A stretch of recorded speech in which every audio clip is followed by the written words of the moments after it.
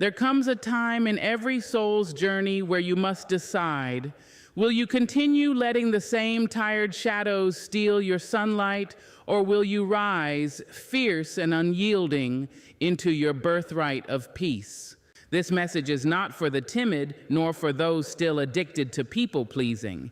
This is for the ones ready to reclaim their crown, to walk with holy defiance, and to make a single decision so rooted in self-respect that toxic spirits simply cannot touch you again. Now take a breath, let the wind carry away your fear, and listen close, child. This is how you make them vanish with dignity. Draw a line in the spirit, not with your hands, not with your voice, but with the quiet thunder of self-worth that rises from within. It is the invisible boundary etched not in sand, but in soul, the kind that does not waver when tested, the kind that does not seek approval to exist. It is a covenant between you and the sacred within you, a declaration that says, I am not your battlefield, I am not your scapegoat, I am not your emotional landfill. To draw this line is not to reject love, but to refine it. It is to recognize that anything masquerading as connection that costs your dignity is not love, but bondage. But you draw it the moment you stop explaining why your no is enough. You draw it when you stop justifying your exhaustion to people who refuse to honor your presence. You draw it by standing still while others dance in chaos, refusing to be moved by their firestorms. The line is drawn in your tone, your silence, your absence, your clarity, not in hostility, but in holiness. You do not shout to declare it, because those attuned to disrespect cannot hear decency anyway. You draw it once, from the marrow of your being, and everything that cannot honor your worth will either transform, retreat, or reveal its true nature. And still, you do not flinch, because the line you drew is not a threat, it is a threshold. It is the sacred perimeter of your becoming. It is the place where you protect your peace, not with barbed wire, but with unshakable knowing. It is where you choose healing over familiarity, truth over performance, self-respect over suffering. The line in the spirit is where the old you ends and the healed you begins. It is where you stop leaking your light into those who only come to dim it. It is not cruel, it is not arrogant, it is necessary, it is holy, it is yours. Do not explain your glow. Do not trim it down to make others comfortable. Do not offer footnotes for your radiance, nor apologetic smiles for the joy that spills out of you like sunlight through stained glass. Your glow is not a thing to be justified, dissected, or dimmed. It is not a side effect of chance, nor a thing bestowed only to be bartered. It is the culmination of your scars healed, your battles survived, your dreams watered in secret places where nobody clapped but the heavens themselves. That glow is a testimony, not a question, not a debate, not a permission slip. You were not made to fit into the shadows of someone else's insecurity. You were not born to shrink so others might feel tall. When your light begins to shine, truly shine, the world will offer you two things: applause from those ready to rise with you, and resistance from those who are not yet ready to confront their own dimming. You are not obligated to make your brilliance digestible for those who choose blindness. You are not responsible for coddling fragile egos that mistake confidence for arrogance. Your glow is not arrogance. It is evidence of resilience, of truth, of a spirit that has refused to die quietly. Let them whisper, let them guess, let them misunderstand. Do not bend yourself into a smaller shape so they can carry you easier. You were meant to be carried by spirit, not by consensus. Your glow came at a cost, nights of weeping, days of silence, and years of becoming when no one was watching. So no, do not explain it. Do not hand over the keys to a light they did not help kindle. Shine and shine unbothered. Let your presence disturb every room where self-betrayal has been normalized. Let your joy be disruptive. Let your peace be provocative. Let your glow speak for itself, for it carries the language of freedom, and you, beloved, are fluent in it. Silence is a mighty weapon, not the silence of fear or submission, but the silence forged in the fire of self-mastery. It is not the absence of voice, but the presence of power. Silence is what the wise wear like armor. It walks into the room before you do. It commands attention without raising its hand. And it teaches the unruly better than any shouted word ever could. There is a thunder in silence that shakes the foundation of those who seek chaos. It is the quiet refusal to engage in every invitation to war. It is the stillness that declares, I am not yours to provoke. Silence does not mean you are unaware. It does not mean you are weak. It means you have measured the battlefield, understood the opponent, and chosen not to bleed for things unworthy of your energy. It is restraint, not retreat. It is dignity that does not beg to be understood. Silence allows fools to reveal themselves and gives space for clarity to rise like steam from a boiling truth. You do not need to argue with every lie, chase every rumor, or fix every misunderstanding. Sometimes silence does the speaking for you. Sometimes silence builds a sanctuary around your peace. In a world that confuses noise with meaning, silence is radical. It makes people nervous because it cannot be controlled or predicted. Toxic people thrive on reaction. They hunger for drama like wolves hunt the scent of blood. But when you offer them nothing, not anger, not justification, not pain, you starve them of their power. Your silence becomes a boundary they cannot cross. It becomes a mirror in which they must face their own distortion. And in that stillness, you remain sovereign, you remain whole, you remain unshaken, because you know that silence is not emptiness, it is elegance, it is not defeat, it is defiance clothed in grace. Step out of the circus, that wild spinning spectacle where every clown wants your attention, every ringmaster demands your submission, and every trick is a test of your peace. You do not belong there, juggling other people's chaos while your spirit quietly suffocates. You were never meant to dance to the music of madness or perform on command just to keep the noise from growing louder. That circus of drama, of petty games and small minds was built to keep you dizzy, distracted, and disoriented. But your soul was not made for tightropes and illusions. Your soul was made for stillness, for clarity, for the wide open spaces of truth. When you step out of the circus, you stop responding to every fire they set just to watch you burn. You stop apologizing for your boundaries. Stop explaining your exits. Stop auditioning for love in places where the script is written to make you small. You realize you do not have to sit in the front row of every argument. You do not have to clap for performances meant to manipulate. You do not have to keep showing up to the same exhausting show just because someone handed you a ticket. Step out, walk out, bow if you must, but do not look back. Let the tent collapse without your breath holding it up. To step out is to reclaim your seat at the table of sanity. It is to protect your energy like it is sacred soil, because it is. You do not water weeds with your attention. You do not feed chaos with your presence. When you remove yourself from the drama, you become free. You become dangerous in your peace. You become untouchable in your refusal to entertain foolishness. The clamor may still roar in the distance, but you no longer dance for it. You stand outside the noise, barefoot on your own ground, knowing the circus only survives when you sell your soul to its stage. Respect is not negotiable. It is the unshakable pillar upon which you build the temple of your dignity.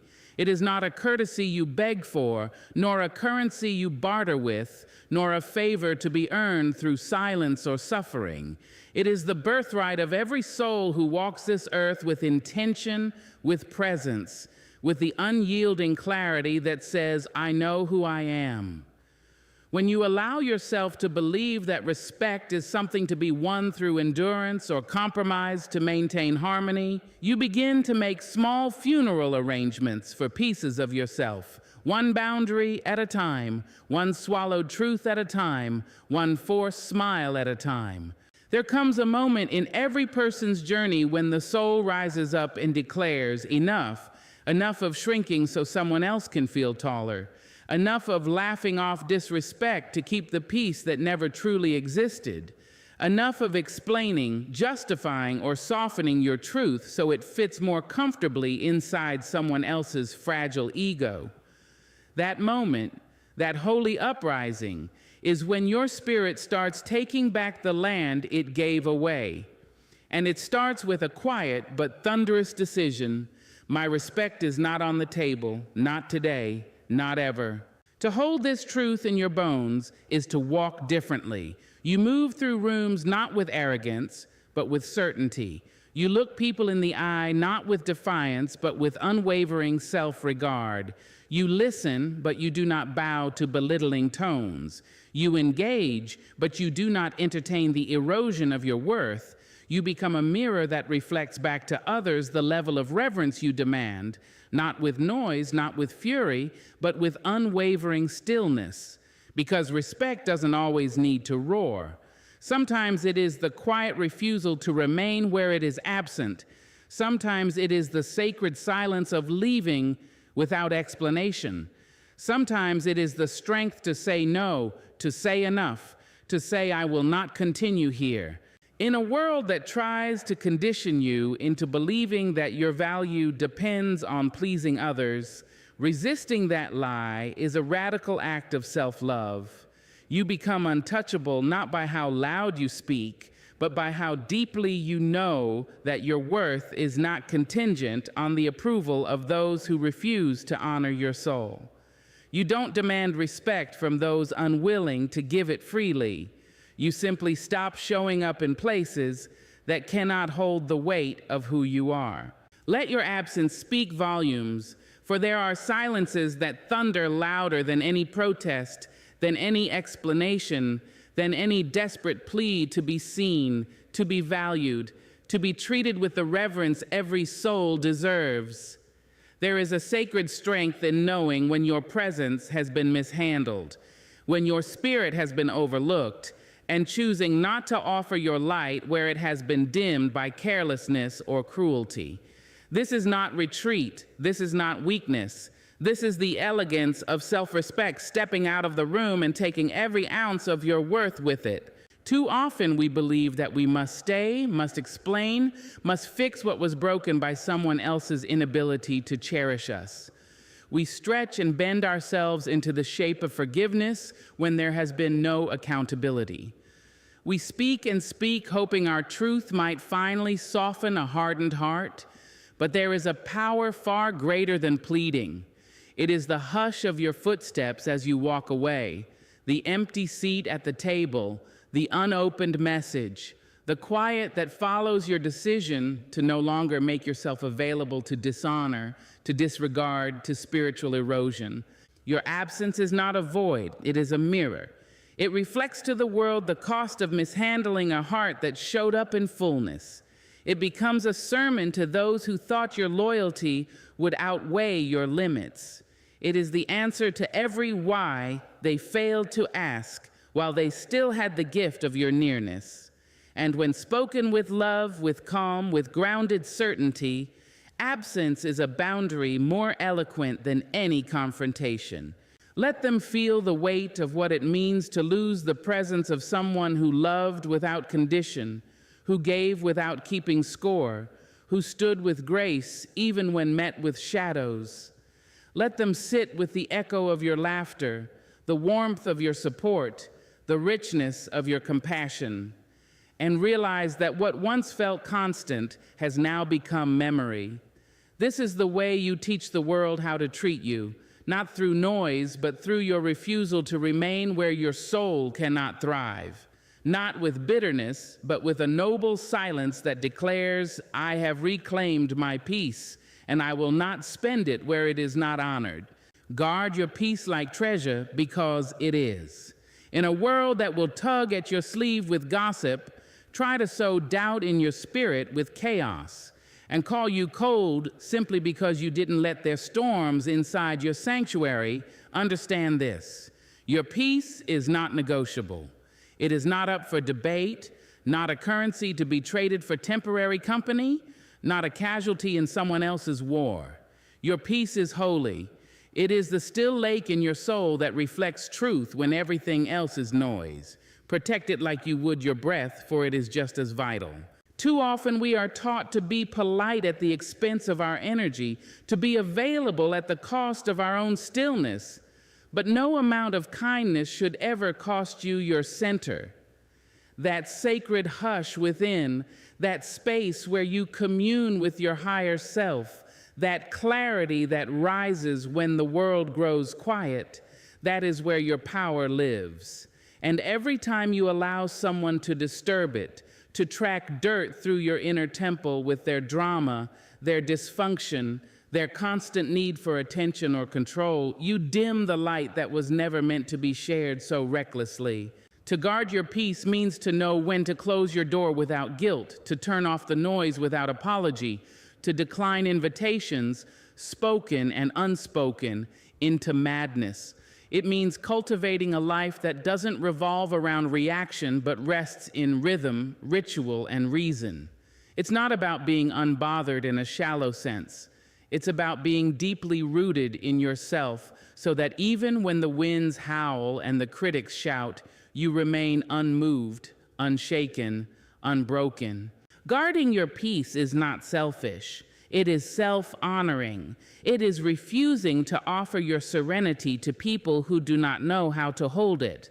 It is recognizing that every moment you remain in environments that agitate your spirit, you teach your heart that chaos is acceptable, and it is not. It never was.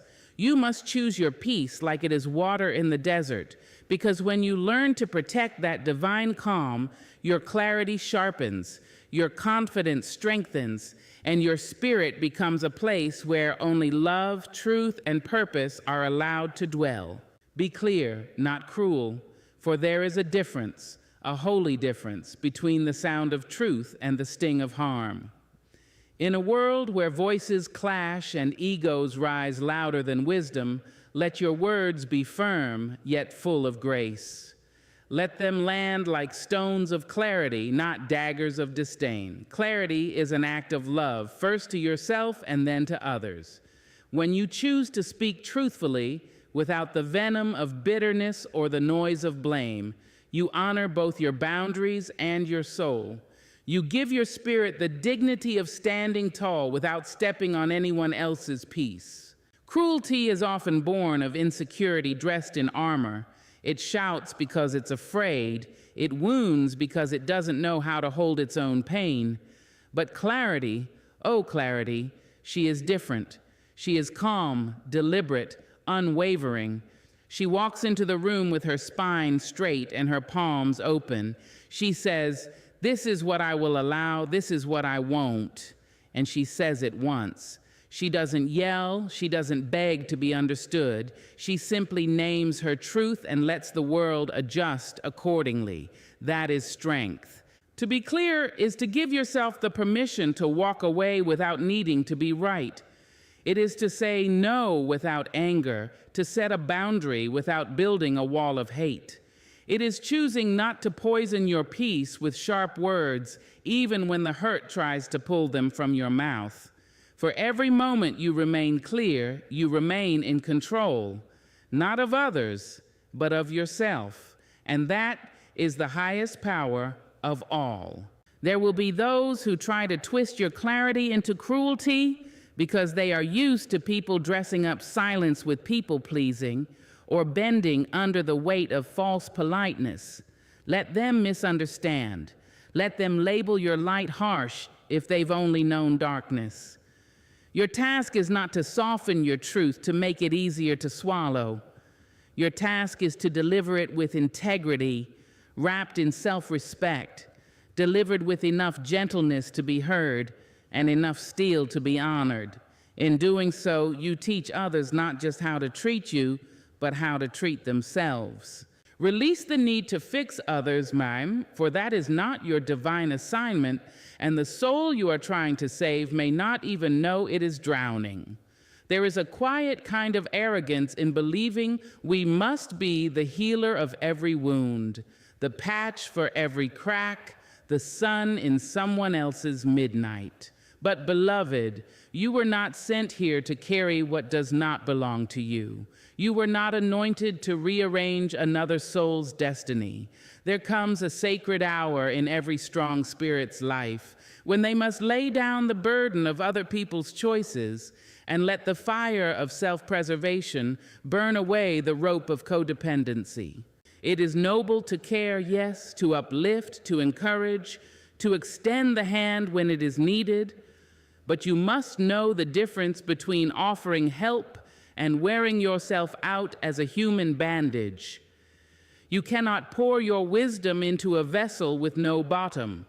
You cannot gift your light to someone determined to sit in shadows. And you must understand, no matter how mighty your love, it will never be enough to heal a person unwilling to do their own sacred work. That's not your failure, child. That's their calling to answer, not yours to drag. Fixing others becomes a way to avoid the hollowness we feel inside. It becomes a mask for our own discomfort with powerlessness. But you were not built to be broken by other people's storms. You were built to be steady in your own. And when you release that need, that heavy, invisible need to rescue, to fix, to mend, you begin to reclaim the space you were meant to fill. You begin to take the energy once spent on others' healing and invest it into your own growth, your own rest, your own rise. Let people walk their paths, even if it's rocky. Let them stumble, let them ache, let them wrestle with their own becoming. That is how they meet their mirror. That is how they gather their wisdom. And if they ever choose to reach for the light, let them know you are there, not as a savior, but as a witness to their courage. Until then, release them, release the guilt, release the obligation, and most importantly, release the illusion that you were ever supposed to hold their brokenness like it was your birthright. You are not the architect of another's transformation. You are only the keeper of your own wholeness. Choose elevation over entanglement. For life offers us a crossroads at every turn where we must decide whether to rise above the noise or sink deeper into its chaos. To elevate is to claim your own sacred space, to lift your spirit beyond the tangled web of drama, resentment, and distraction that so often threatens to consume us. It is the courageous act of stepping back from the fray, refusing to be pulled into battles that do not serve your growth, and instead soaring toward the light of your highest self. Elevation is a quiet rebellion against the pettiness and poison that try to anchor us down. It is the wise soul's declaration that peace and progress matter more than proving a point or winning a fight. Entanglement, on the other hand, is the slow undoing of your spirit. It is the magnetic pull into the whirlpool of other people's anger, jealousy, and confusion, where every step forward feels like 2 steps back. It is to give away your power piece by piece, tangled in webs of blame and bitterness, caught in cycles that breed nothing but exhaustion and sorrow. When you choose entanglement, you are handing over your sovereignty to circumstances and to those who may never have your best interest at heart. You become a captive to the very energy you long to escape, a marionette dancing to the tune of others' chaos. But elevation, and oh, elevation, she is the song of freedom and the path of the wise. To elevate is to remember who you truly are, a spirit forged in resilience, a soul built for light, a being destined to rise. It is to choose calm over conflict, understanding over anger, and progress over paralysis. Elevation requires strength, for it means saying no to the distractions that seek to derail you, and yes to the quiet power of patience, perspective, and peace. It means surrounding yourself with those who uplift and gently releasing those who pull you down, not out of cruelty, but out of sacred self-love. In choosing elevation, you honor the rhythm of your own journey. You walk with intention, speaking your truth softly but firmly, holding your head high even when the winds blow fierce. You become the architect of your own destiny, building bridges rather than walls, crafting a life that reflects the fullness of your spirit. To elevate is to become a lighthouse in the storm, unwavering, steady, shining bright, a beacon not only for yourself, but for all those who